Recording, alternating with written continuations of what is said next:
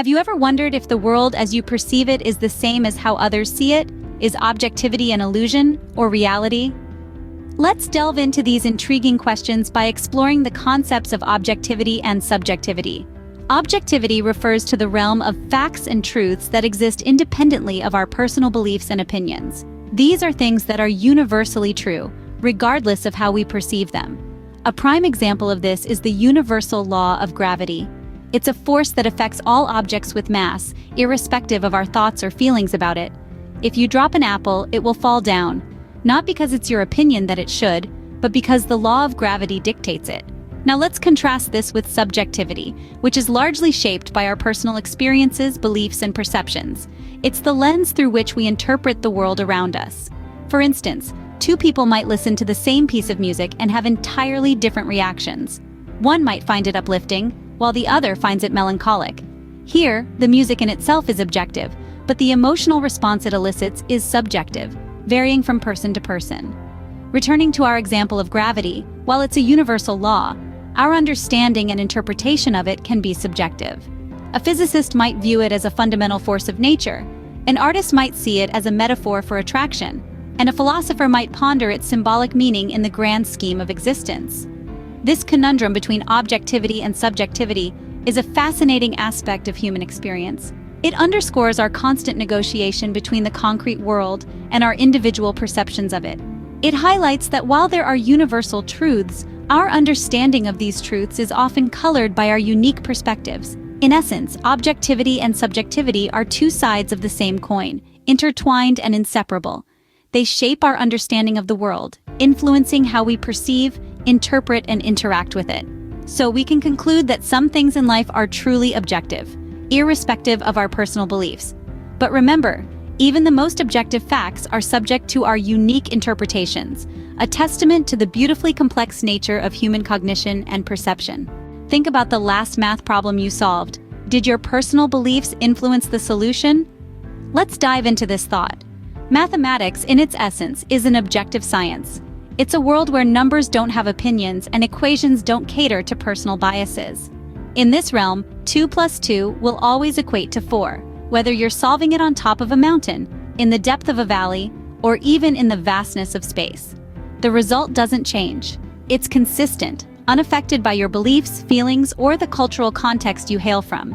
This objectivity in mathematics stems from its very foundation. It's based on precise observations and measurements, not influenced by subjective opinions or beliefs. Imagine mathematics as a giant jigsaw puzzle.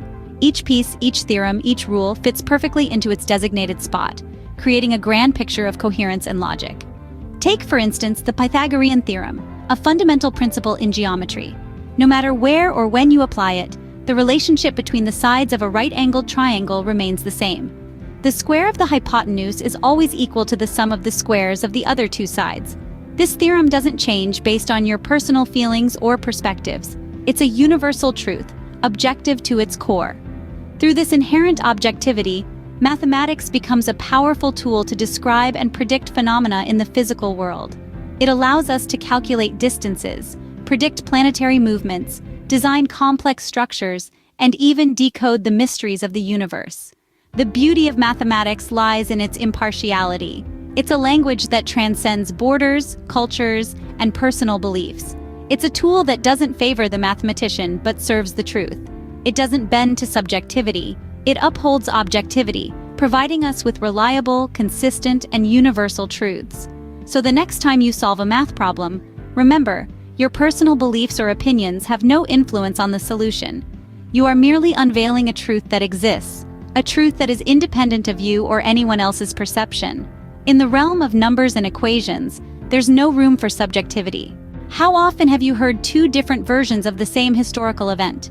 It's a common occurrence, isn't it? And it's because, while historical facts are objective, our interpretations can be subjective. Let's dig a bit deeper into this. Historical facts are events that occurred in the past and have been reliably documented. They can be dates, battles, treaties, discoveries, and so on. These facts are objective because they are based on real evidence. They exist independently of our opinions or beliefs about them. For instance, the signing of the Magna Carta in 1215 or the fall of the Berlin Wall in 1989 are objective facts. They happened. These are not up for debate. However, where things get interesting is when we start to interpret these facts. Interpretations are influenced by our perspectives, experiences, and even our biases. Two individuals can look at the same event and interpret it differently, each weaving their own narrative around the bare facts. Take, for instance, the American Revolution. The fact is that it was a war fought between Britain and 13 of its North American colonies, which declared themselves the independent United States of America. Now, if you were to ask a British historian and an American historian about the causes and impact of this war, you may get two very different narratives. One might view it as a rebellion, the other as a fight for freedom. The underlying facts remain the same, but the story built around them can change.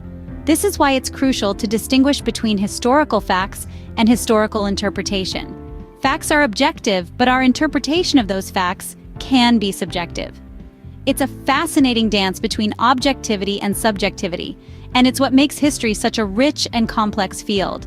So, the next time you read a history book or listen to a historical podcast, remember this: the facts they present are objective, but the narrative they weave, that's where their and your subjectivity comes into play. Even when dealing with objective facts, our subjective lenses often color our interpretation. Have you ever wondered why your favorite movie doesn't appeal to your friend? We all have our unique tastes and preferences, and this is where the subjective side of life comes into play. Subjectivity is the lens through which we perceive our world, colored by our thoughts, emotions, experiences, and personal biases. It's the reason why one person's favorite movie doesn't necessarily become everyone's cup of tea. Consider this. You may love the taste of pineapple on your pizza. Your friend, on the other hand, may not share your enthusiasm. Is there a right or wrong here? Not really. It's all about personal preference, and that's what makes it subjective. Similarly, our perception of beauty is also subjective. The old adage, "beauty is in the eye of the beholder," remains relevant as ever. What one person might find attractive, another might not. A painting that evokes profound emotion in you might just be a splash of colors to another. But it's not just about tastes and preferences. Our personal experiences and emotions also play a crucial role in shaping our subjective realities. For instance, a certain smell might bring back fond memories for you, while for someone else it might not mean anything at all. And then there's the realm of beliefs and values, which are arguably the epitome of subjectivity. Our beliefs shape our actions, our decisions, and ultimately, our lives. What one person believes to be morally right, another might disagree with, and that's perfectly okay. It's these differences in beliefs and values that make us unique and add color to our world. Subjectivity, in essence, is the spice of life. It's the driving force behind our individuality, our uniqueness. It's what makes us, us. So the next time you find yourself wondering why your friend doesn't enjoy your favorite movie, or why they don't share your love for pineapple on pizza, remember, it's their subjectivity at play. And it's this subjectivity that makes them unique, just like you. In the realm of personal preferences, subjectivity reigns supreme. So, where does this leave us in the grand scheme of life? We have journeyed through the realms of objectivity and subjectivity, exploring the intricacies of each. We've seen that while some aspects of life are undeniably objective, like the unyielding laws of gravity or the precise language of mathematics, other elements are deeply subjective, shaped by our own personal experiences, beliefs, and preferences. This duality is not a contradiction, but rather a reflection of the complex nature of our existence. Life is not merely black or white, but a kaleidoscope of colors, a symphony of sounds, a tapestry woven from the threads of both objectivity and subjectivity. Let's take a moment to recap. Objectivity refers to facts, truths, and realities that exist independently of our thoughts, feelings, or perceptions. They are universal constants, the steadfast pillars that hold up the structure of our world. Mathematics, scientific facts, and historical events fall into this category. Subjectivity, on the other hand, is deeply personal. It's the world as we see it, as we feel it, as we experience it. Our personal tastes, our values, our emotions, these are all subjective elements that color our perception of the world around us. Both objectivity and subjectivity have their place in our lives. They serve different purposes and offer different perspectives. Objectivity provides us with a common ground, a shared reality that we can all agree on. It gives structure and order to our world. Subjectivity, meanwhile, adds depth and richness to our experiences. It allows us to express our individuality and to connect with others on a deeply personal level. Understanding the balance between these two is crucial. It's about recognizing the objective truths that govern our world, while also respecting the subjective experiences that make our lives unique and meaningful. It's about knowing when to stand firm on the facts and when to be open to different perspectives.